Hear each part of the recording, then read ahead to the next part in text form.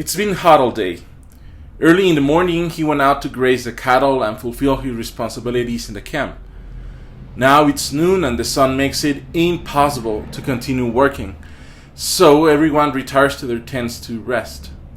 But it's so hot that he prefers to go out and sit at the door. I don't know if it's the exhaustion of the workday or the heaviness of the heat, but he begins to doze off. He wakes up suddenly, and with blurry eyes he can see 3 people approaching about 20 meters away. "Travelers," he says to himself. "It's been a long time since travelers have passed by my tent." He jumps to his feet and runs towards the 3 men as if he wanted to prevent them from passing by. Arriving before them, he, for some reason, bows down and prostrates himself before them. Something made him feel that they were no ordinary visitors. Maybe kings, or maybe someone greater.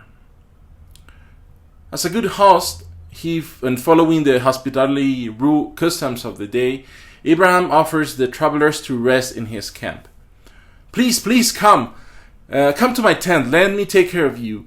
Wait under the shade of the tree for some water to wash your feet, and meanwhile I'm going to prepare you a little snack." The visitors accept to stay, and they lie down on the cool grass, and Abraham's servants bring basins of water to wash the feet of the 3 men. Meanwhile, Abraham hastily runs around organizing the preparation of the meal. Yes, it's an unexpected visit, but that doesn't mean he's going to give them just anything. But he went a bit overboard with the food. Have you heard that when you visit Granny and she invites you to eat, she gives you as if you've never eaten before? Well, Abraham beats all the grannies in the world. He asks his wife Sarah to knead 15 kilos of flour, which would make about 25 kilos of bread. And not satisfied with that, he goes and looks for the best calf to roast. He even gets yogurt and milk, and he brings the bread, the meat, the yogurt, the milk, and everything else that he had prepared, a real feast for his strange and important visitors to eat. When they finished eating, one of the visitors asks Abraham, "Where is Sarah, your wife?" Hanging around back there in the tent. She must be still in the kitchen making the bread. 25 kilos of bread are not going to bake themselves. I don't think the visitor asked because he wanted to meet her. Besides, Sarah is doing her stuff. We're not going to interrupt her. We're not taking her out of the kitchen. She's always been back there in the tent. So what's going on with Sarah there in the kitchen of the tent? Or rather, eavesdropping the conversation behind the curtain that serves as a door. She was waiting in case any more food was needed, and she was about to go out to ask if there was anything else she could do for Abraham when she heard that one of the visitors asked about her. So she stopped and listened to see what Abraham would say. "Where's Sarah, your wife?" "Hanging around back there in the tent." "Yeah, here I am, back here. I've always been back here. I'm not complaining, or I shouldn't be complaining. That's my duty, to follow the patriarch and give him children." I don't know how he might feel about me because I haven't been able to give him a child. At 90 years old, I have not been able to have a single child. I don't think I will ever have one. 90 years. My womb is barren. Yahweh made me barren.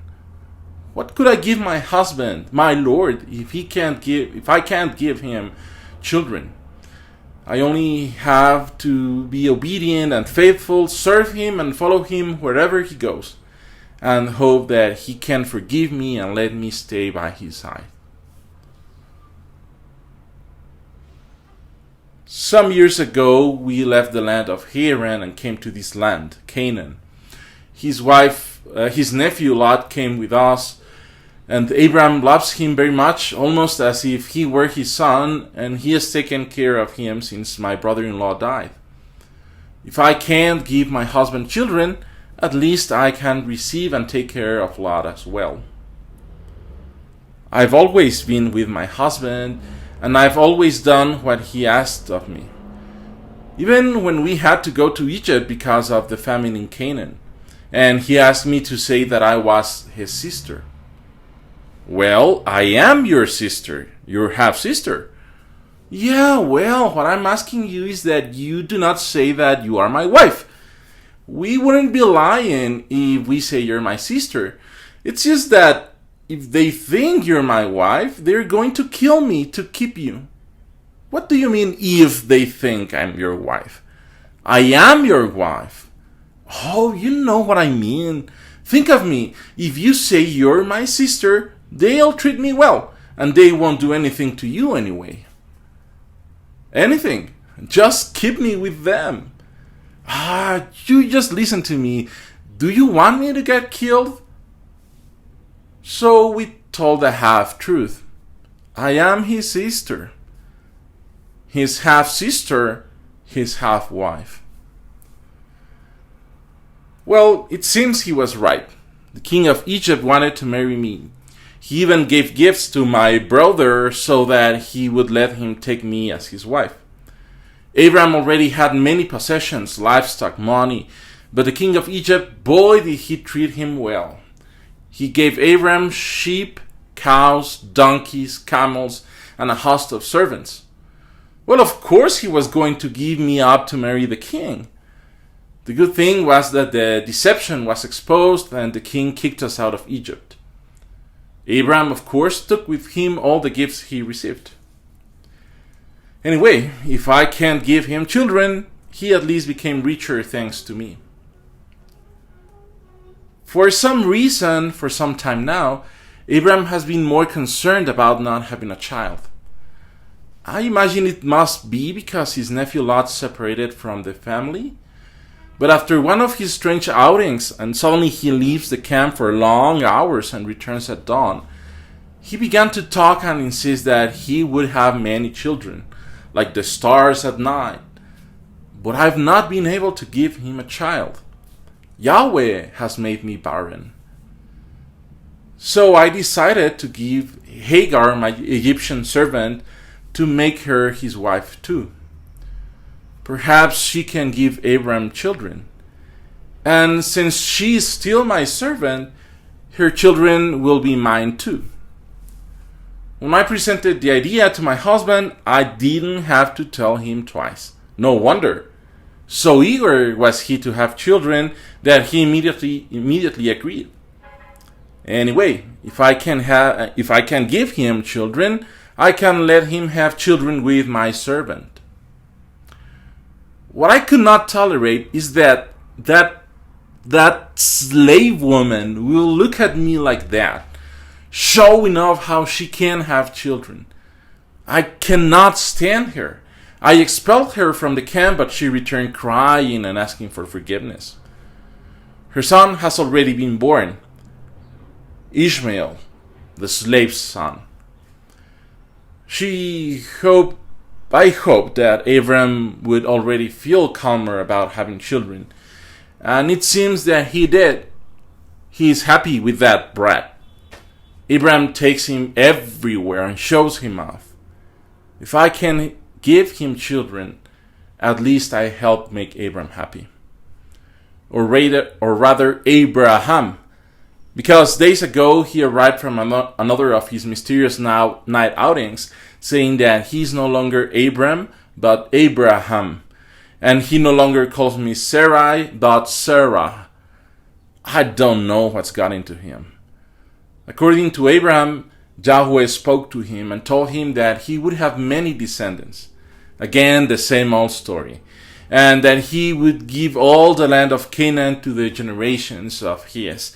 And then it occurred to him that he had to circumcise all the males in the camp, including himself and the slave's son, which he said was a sign of the covenant with Yahweh.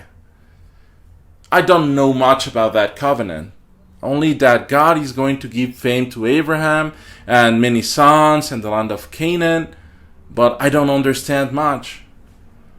I only know that my place is back here in the tent. "In a year I will visit you again," said one of the visitors, "and by then your wife Sarah will have a son." Sarah can't help but laugh to herself. What did he say? That I will have the joy of conceiving a child? If I'm already an old woman and my husband is even older. But in Abram's mind, other thoughts arose. He had heard those words before. Within a year, Sarah will have a son. It was just a few nights ago when he had an encounter with Yahweh.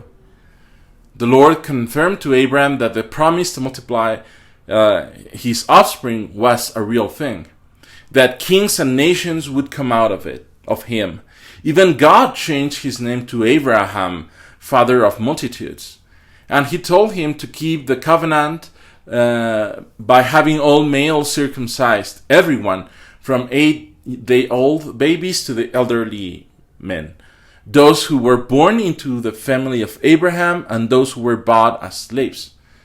And Yahweh also told Abraham that his son Ishmael would be blessed. Oh no, well, yes, he would be blessed, but the promise, the perpetual covenant, will be with another son, Isaac, and that he would be the son of Sarah. Isaac, of course, that name means he laughs, because Abraham laughed when Yahweh told him, "I will bless Sarah your wife, and through her I will give you a son. I will bless her so much that she will be the mother of nations, and kings of peoples will arise from her." I think Abraham hadn't taken that part very seriously. "Why is Sarah laughing?" Yahweh asked Abraham. Why does Sarah laugh at the promise that Yahweh had already given Abraham just a few nights before, a promise that, by the way, Abraham laughed at first? I don't think it's because it's the first time Sarah's heard those words, is it? Could it be that Abraham forgot to share that little detail with his wife, the one who's always back there in the tent? Could it be that Abraham had never considered his wife as an important, vital, and necessary part of the promise and the covenant that Yahweh was making with him? Perhaps Abraham always thought that the promise was for him and for him alone. That this thing about fame and great offspring was so that the nations would see how important Abraham was. Maybe that's why he didn't mind letting his wife marry the king of Egypt. What's more, it benefited him because he received many riches as a dowry gift. Because the promise was for him, and that's why Abraham didn't have a problem with having a child with the Egyptian slave either. The important thing was to have children, and Sarah, such a good wife, had helped him achieve the blessing of wealth and the blessing of a son. But in reality, it had not occurred to Abraham to think that the promise is also for his wife. Just as Yahweh told Abraham that kings and nations would come from him, he also told him that his wife Sarah, his true and legitimate wife, would be the mother of nations and kings. And then Yahweh has to come in person to make sure that Sarah hears and receives the promise, that she will be the one to conceive the child of the promise. Why is Sarah laughing? Yahweh asks. Why does Sarah laugh, saying, "Is it true that I will conceive when I am already so old? Is there something impossible for the Lord? In a year I will visit you again on this date, and by then Sarah will have had a son." Feeling exposed, Sarah tries to hide her lack of faith. "I didn't laugh." "You did laugh," answers Yahweh. Sarah hadn't actually laughed, not out loud. She had laughed to herself. But Yahweh knew Sarah's incredulous thought. That's an impossible thing to know her thoughts. As impossible for Yahweh as making Sarah pregnant. The fact that Yahweh can know Sarah's heart and thoughts with everything and her doubts, is the sign that nothing is impossible for God. Certainly, at the end of a year, according to Yahweh's words, God fulfilled his promise and Sarah became pregnant. And when Isaac was born, Sarah's mouth filled with laughter again, this time laughter of joy. The promise is also for her. Amen.